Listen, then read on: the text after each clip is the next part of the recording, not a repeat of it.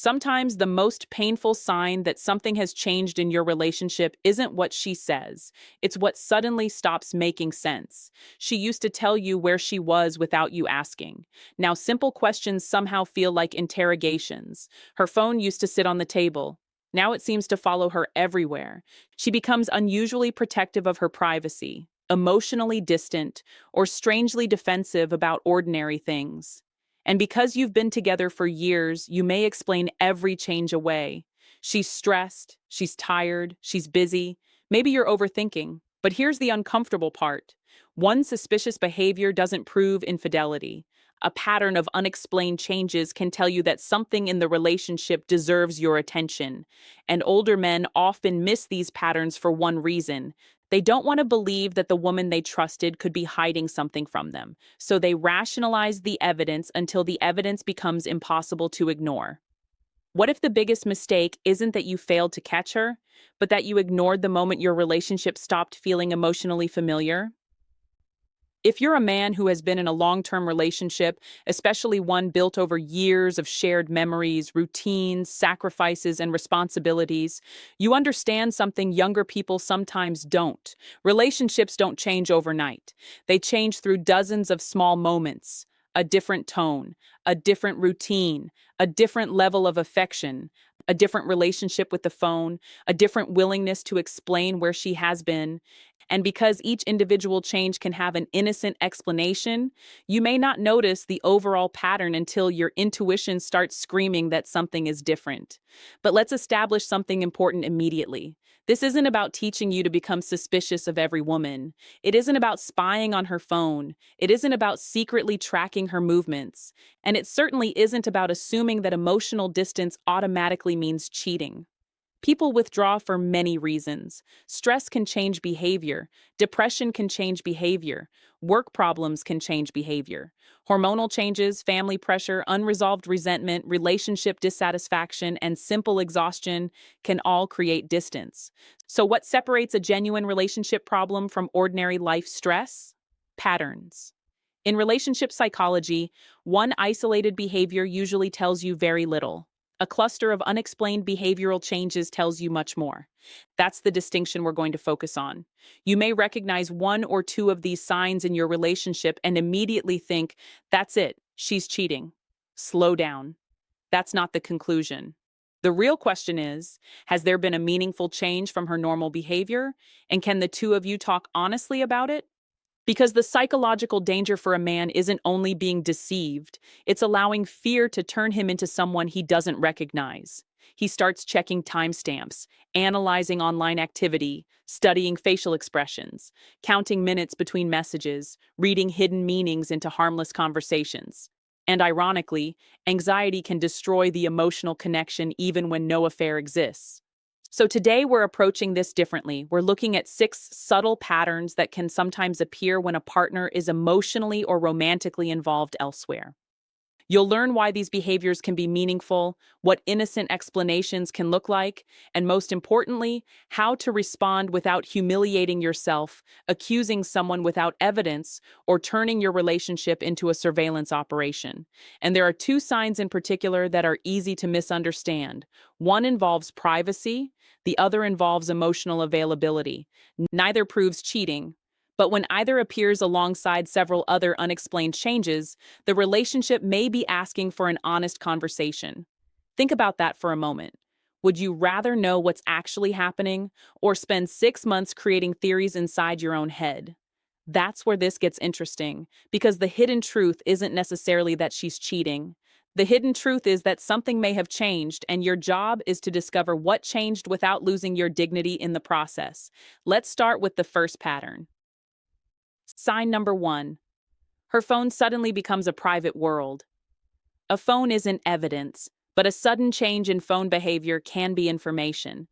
Maybe she used to leave her phone anywhere, on the kitchen counter, on the sofa, charging beside the bed. Then gradually it never leaves her hand. She takes it into another room, turns the screen away, changes passwords without explanation, becomes tense when notifications appear, or suddenly starts deleting conversations.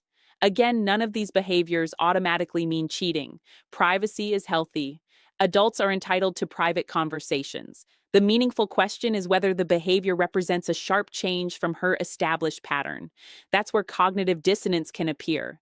You see something that doesn't fit your existing belief about the relationship. Your brain doesn't like contradictions. So instead of examining the contradiction, you may automatically create an explanation that makes the discomfort disappear. She's probably just talking to friends. Maybe work is stressful. Maybe I'm being insecure. Maybe. But maybe there is something worth discussing. The mistake is not trusting her. The mistake is also not trusting your own observations. You need evidence before making an accusation. Sign number 2, her emotional availability changes. This one is often more important than the phone. She may still live beside you, still eat dinner with you, still answer your questions, but emotionally she seems somewhere else. You talk, but she doesn't really engage. You share something important, and the response feels mechanical. Affection decreases. Curiosity about your life decreases. Conversations become functional. Did you pay the bill? What time are you coming home? Can you pick this up? The relationship starts operating like a partnership between roommates rather than two people emotionally connected. Now, this can happen because of resentment. It can happen because of stress. It can happen because the relationship has become stale. And yes, emotional involvement with another person can sometimes create distance too. The clue isn't simply distance, it's unexplained distance combined with other changes. Have you noticed the difference? Sign number 3. Her routine becomes vague. A new hobby isn't suspicious. A new job isn't suspicious. More social activity isn't suspicious. But suddenly having unexplained blocks of time while becoming unusually vague about them deserves a conversation. Where were you? Out. With who? Just people? Which people? Why are you questioning me? Now, the issue isn't necessarily where she went. The issue is the sudden inability to have a normal conversation about ordinary parts of life. Healthy relationships don't require constant reporting, but they usually contain enough transparency for both people to understand each other's world. Sign number 4, defensiveness appears before the accusation. This one can be confusing. You ask an ordinary question. She immediately responds as though you've accused her of something serious. Why do you care? Do you not trust me? You're becoming controlling. Sometimes that reaction is completely understandable if you genuinely have been interrogating her. So be honest with yourself first. Have you been asking the same question repeatedly? Have you been checking her every movement? Have you created an atmosphere where she feels constantly investigated? If yes, her defensiveness may be a response to your behavior. But if your question is reasonable, your tone is calm, and the defensiveness appears suddenly and consistently, it can be worth paying attention to. Not because defensiveness equals guilt, it doesn't. Because the emotional reaction itself has changed. Sign number 5. She starts comparing you with someone else. This can be subtle. Maybe she suddenly talks about another man frequently. His personality, his career, his confidence, his appearance, his lifestyle. She may say something like, he really understands people. One comment means nothing, but repeated comparisons can slowly erode emotional connection. Sometimes the comparison is deliberate, sometimes it reflects idealization, and sometimes it happens because attention has shifted. This is where attachment psychology becomes useful. When emotional attention becomes heavily invested outside the primary relationship, the partner at home can begin to experience a gradual reduction in emotional investment. But again, don't jump from comparison to she's having an affair. Look for the broader pattern. Sign number 6, intimacy changes in both directions. People often assume cheating always causes less physical intimacy. That's not necessarily true. Sometimes intimacy decreases. Sometimes it becomes unusually inconsistent. And sometimes a partner becomes suddenly more affectionate because guilt, anxiety, or an attempt to compensate is influencing behavior. That's why physical affection by itself is a terrible diagnostic tool. Instead, examine the entire emotional picture. Is affection authentic? Is conversation connected? Does she seem present? Does intimacy feel mutual? Or does it feel like something is being performed? Here's a real-world scenario. Imagine a man named David. He's been married for more than a decade. Over several months, his wife becomes protective of her phone, starts staying late more often, becomes emotionally distant, and reacts sharply whenever he asks simple questions. David doesn't investigate. He also doesn't ignore what he's seeing. Instead, he chooses one calm conversation. He says, "I've noticed that things between us have changed. I'm not accusing you of anything, but I don't feel connected to you the way I used to, and I want to understand what's happening." That sentence is powerful because it focuses on observable behavior and emotional reality rather than an unsupported accusation. And that's the psychological shift you need. Don't become a detective first. Become an observer. Because the goal isn't to catch someone, the goal is to understand the truth. Step 1. Separate facts from stories. Take a piece of paper. Create two columns. On one side, write what I observed. On the other, write what I think it means. For example, observed. She started keeping her phone with her. Story. She must be talking to another man. Observed. She's been emotionally distant for 3 weeks. Story. She has fallen in love with someone else. See the difference? Your observation is real. Your interpretation may or may not be. This works because anxiety feeds on ambiguity. When your brain doesn't know what something means, it creates a story to fill the gap. The mistake is treating the story as evidence. Don't. Step 2, look for change, not personality. Ask yourself, was she always like this? This is one of the most important questions you can ask. If she has always valued privacy, privacy isn't automatically suspicious. If she has always had close male friends, that isn't suddenly evidence of betrayal. If she's always been independent, independence isn't a confession. You're looking for deviation from baseline. Relationship psychology depends heavily on context. The same behavior can mean completely different things in different relationships. The mistake is comparing her to other women. Compare her behavior to her own established pattern. Step 3, check your own behavior.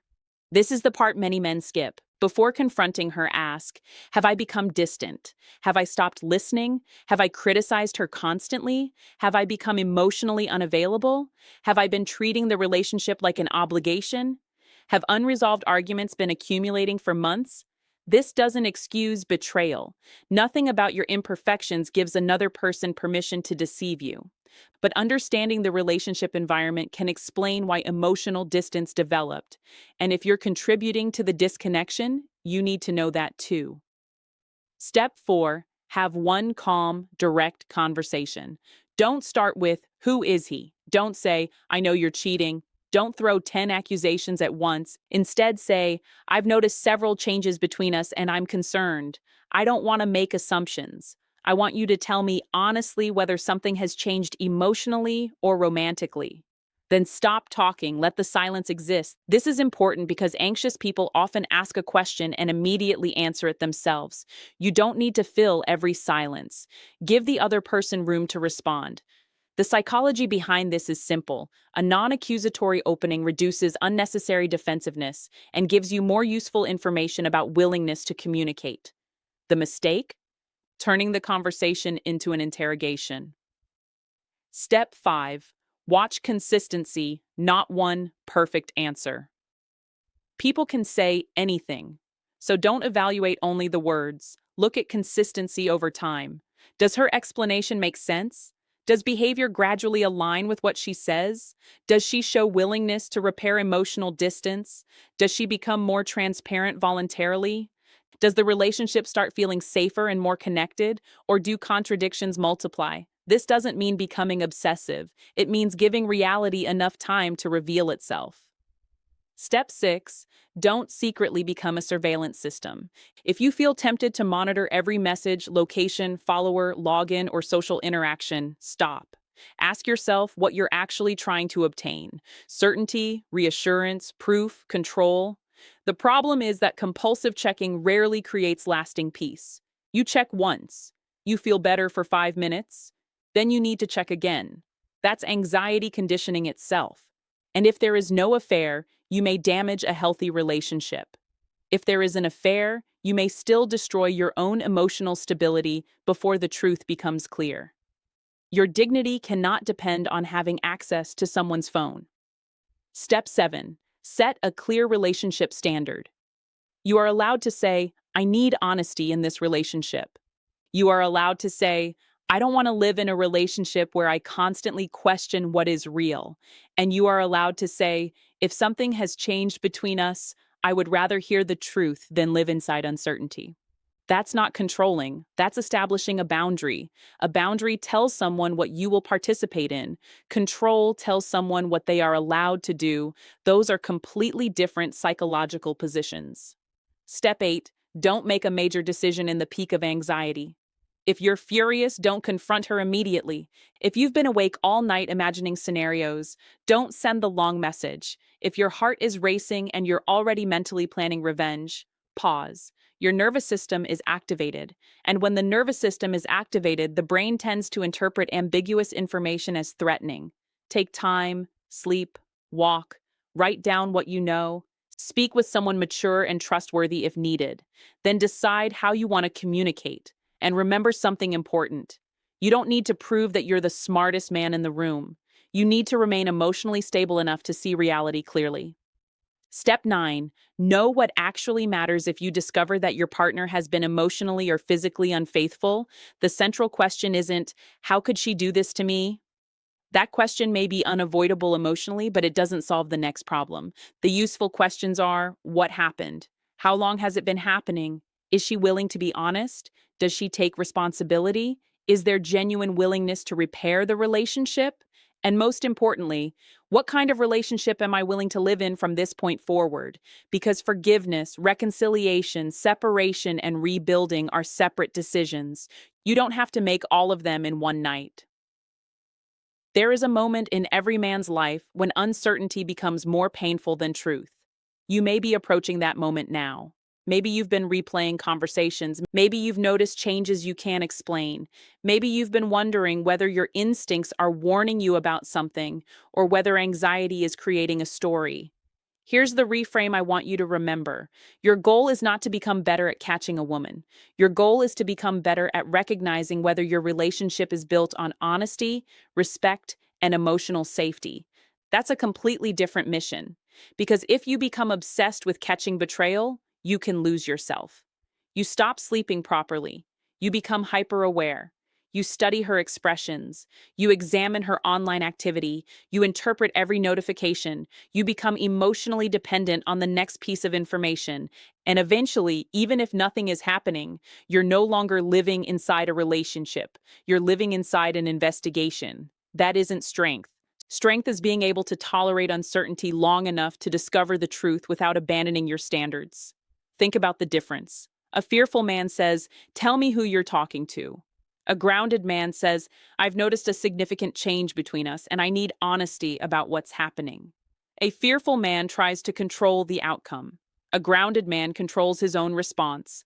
A fearful man needs immediate certainty. A grounded man can say, "I don't know yet, and I'm going to find out without destroying myself." That is emotional intelligence. And for older men especially, there is another psychological trap worth recognizing. Sometimes you have invested so much into a relationship that you become afraid of what the truth would require from you.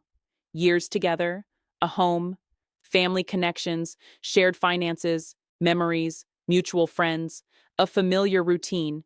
You may think, even if something is wrong, I don't want to know. But avoiding reality doesn't preserve a relationship. It only delays your ability to make an informed decision. And here's where cognitive dissonance becomes powerful. You may simultaneously believe, she loves me, and something about her behavior feels wrong. Your brain wants those two beliefs to coexist peacefully, so it may minimize the second one. That's when you say, maybe I'm imagining things. Maybe you are. And that's why you investigate through communication, not assumptions. You don't need to choose between blind trust and paranoid suspicion. There is a third option. Calm curiosity. You can trust someone while still asking questions. You can love someone while still having boundaries. You can hope for the best while preparing yourself to face reality. And you can refuse to betray your own values simply because you're afraid of losing someone. Read that again mentally. Never sacrifice your dignity just to preserve your illusion of security. If she's innocent, a mature conversation can help repair the distance. If she's struggling emotionally, an honest conversation can uncover the real issue. If the relationship has become disconnected, you can finally address the disconnection. And if there has been betrayal, you deserve the truth. Not because you're entitled to control another adult, because honesty is the minimum foundation required for meaningful intimacy. So, what should you do tonight? Don't open her phone. Don't send an angry paragraph. Don't create a fake account. Don't interrogate her. Don't contact another man based on suspicion. Instead, write down the changes you've actually observed. Separate facts from interpretations. Ask yourself whether this is genuinely new behavior. Examine your own contribution to the emotional distance. Then, when you're calm, have one direct conversation and listen, not just to the words. Listen to the willingness to engage. Listen to whether the explanation is coherent. Listen to whether responsibility exists. Listen to whether the relationship moves toward honesty or further confusion. And then give yourself permission to make decisions based on reality rather than fear. Because sometimes the answer is that she isn't cheating. Sometimes the answer is that the relationship needs attention. Sometimes the answer is that emotional connection has been fading for a long time. And sometimes, yes, betrayal is part of the story. But you don't become stronger by assuming the worst. You become stronger by being capable of facing whatever the truth is. That is the real lesson behind these 6 signs. The signs aren't a weapon. They're prompts for awareness. They're reminders to notice patterns without becoming paranoid, to communicate without begging, to establish boundaries without controlling, and to protect your emotional stability without pretending that nothing has changed. If you're an older man watching this because something in your relationship doesn't feel right, don't let fear make your decisions for you. You don't need to chase. You don't need to threaten. You don't need to compete with another man you haven't even confirmed exists. You need clarity. And clarity comes from observation, honest communication, consistent behavior, and the courage to accept what those things reveal. Your worth isn't determined by whether another person remains faithful. Your worth isn't reduced because someone changed, and your future doesn't disappear because one relationship became uncertain. The strongest position isn't, I know she's cheating. The strongest position is, I don't know yet, but I respect myself enough to find out the truth calmly, and whatever the truth is, I will respond with dignity. That's the mindset that protects you. Not paranoia, not denial, not control. Clarity. If this helped you look at relationship behavior with a calmer and more psychologically grounded perspective, subscribe for more content on female psychology, emotional intelligence, attraction, and relationship dynamics, and leave a comment. Which sign do you think men misunderstand the most? Sometimes one honest question can reveal more than 100 anxious assumptions. And remember this. Don't spend your life trying to catch someone. Build yourself into a man who can face the truth without losing himself.